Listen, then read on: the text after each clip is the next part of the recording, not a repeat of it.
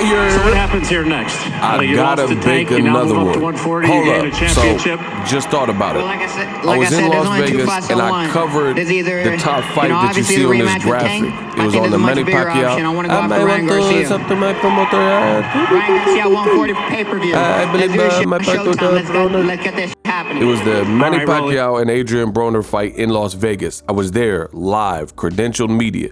You mean to tell me referee Tony Weeks saw fit to let Badou Jack keep fighting for 12 rounds with that fortune cookie in the middle of his head, bleeding, gushing out blood profusely, and again, he allowed the fight to continue with Marcus Brown in the light heavyweight division for 12 rounds.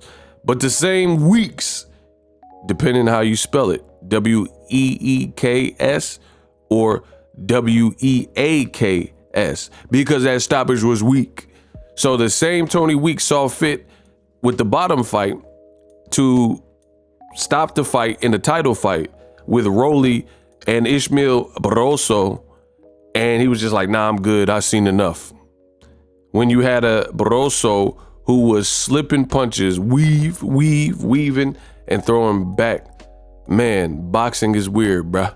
I literally got on here because that crossed my mind. How is Tony Weeks, he's the same ref, same individual, same person, same morals, and then he let Badou Jack, whose head was gushing blood like he was JFK or something, like, you know what I mean? Like, that didn't even look safe, because I remember being in the crowd watching that fight in Vegas, and I was worried about my man, because I know Badou Jack, and I was worried about my man because if you lose a certain amount of blood, that's not good for you. You can get lightheaded, dizzy, pass out, things like that.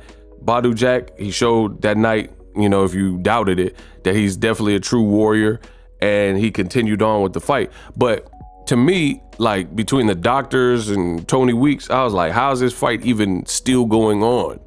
You know? But then Rollie, I think he punched like towards the Barosso's shoulder, and the dude was slipping, eyes were clear, still trying to weave, actually countered Rollie.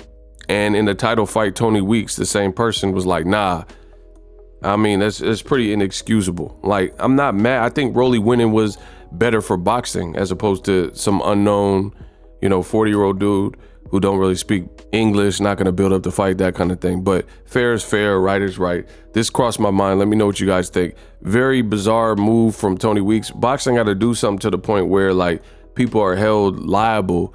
Like, I can't get behind the wheel. I got a license, California driver's license, and I can't get behind the wheel and then just crash into pedestrians without any accountability.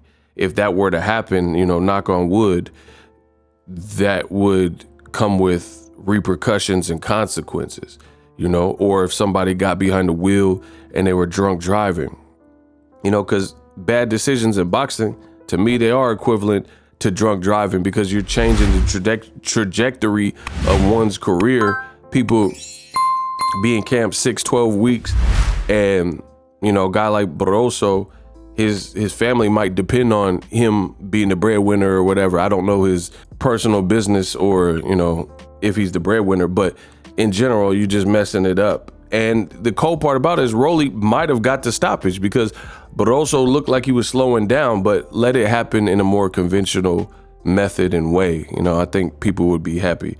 Listen, I'm gonna get back to some videos like this, Ego Thoughts, where I just rap to y'all, freestyle a video real quick and tell you what the boy Ego is thinking. A lot of people want to know what I'm thinking about these situations, so real concise videos like this. I'm the best in the business. Subscribe.